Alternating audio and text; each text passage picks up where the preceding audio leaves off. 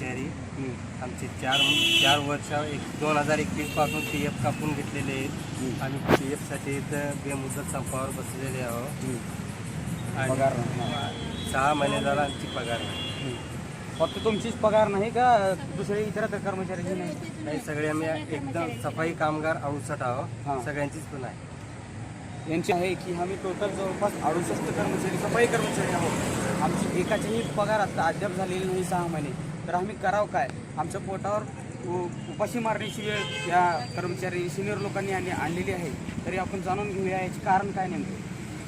याचे कारण काय पगार झाली पगार तुम्हाला म्हणलेल्यात काय पगार काय झाली आपलं बजेट नाही म्हणतात. बजेट नाही म्हणतात. हॅलो सर, आमची पगार 6 महिने झाले, पगार आमची झालेली नाही. 6 महिने आम्ही काम करून इथं आमच्या घरला जाऊ शकतो आम्ही, आणि आम्हाला पगार मागायला गेलं तर पगार तुमच्या हातात होणार नाही. आमच्या खात्यावर पैसे देखील टाकले नाही त्यांनी. आणि आम्हाला काय म्हणतात, इथून नगर परिषदमधून आम्हाला तुमचं बिल मिळालं नाही, आम्ही त्याच्या पायी तुमचे पगार आम्ही करू शकले नाही म्हणतात त्यांनी आम्हाला.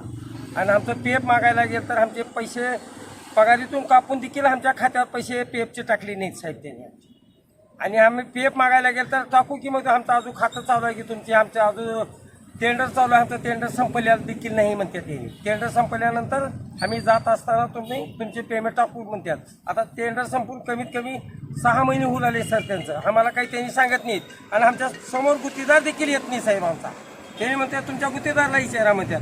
आमच्या पुढे गुत्तेदारच येत नाही. आम्ही कुल्या गुत्तेदारला म्हणून बोलावं आम्ही काम करून सर पाठ 5:30 वाजल्यापासून आम्ही कामाला लागतो. तर आता पत्र आमचा वालीच कोण नाही साहेब. त्याचा वाली कोण तर आमच्या पुढे पाहिजे ना सर.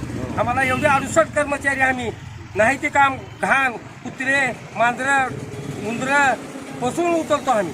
तर त्याची आमची कदर कोण करणार नाही सर बिलकुल. आणि पगार जर मागायला गेलं तर पगारला म्हणतात की थांबा तुम्ही करू, अजून बिल पडेल नाही, अजून साहेब नाहीत, हे नाहीत साहेब म्हणतात त्याने. आम्ही काय करायचे, गरीब गोर काय खायचं आम्ही.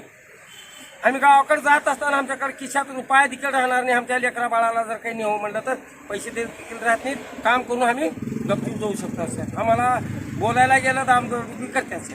आम्ही काय करणार होता या गोष्टीवर आम्ही. आणि आम्ही काय करतो, कुणाकडून तर पैसे याजाने घेतलं त्या दुकानाच्या मागून जावं लागते सर. कुठून देखील जाता येत नाही. का तर 1 महिन्याची पगार काढतात. 1 महिन्याची पगार त्या दुकानदाराला दिल्यानंतर आम्ही पुन्हा काय किराणा भरायचा आम्ही त्या गोष्टीत. किराणा भरायला काय आहे का.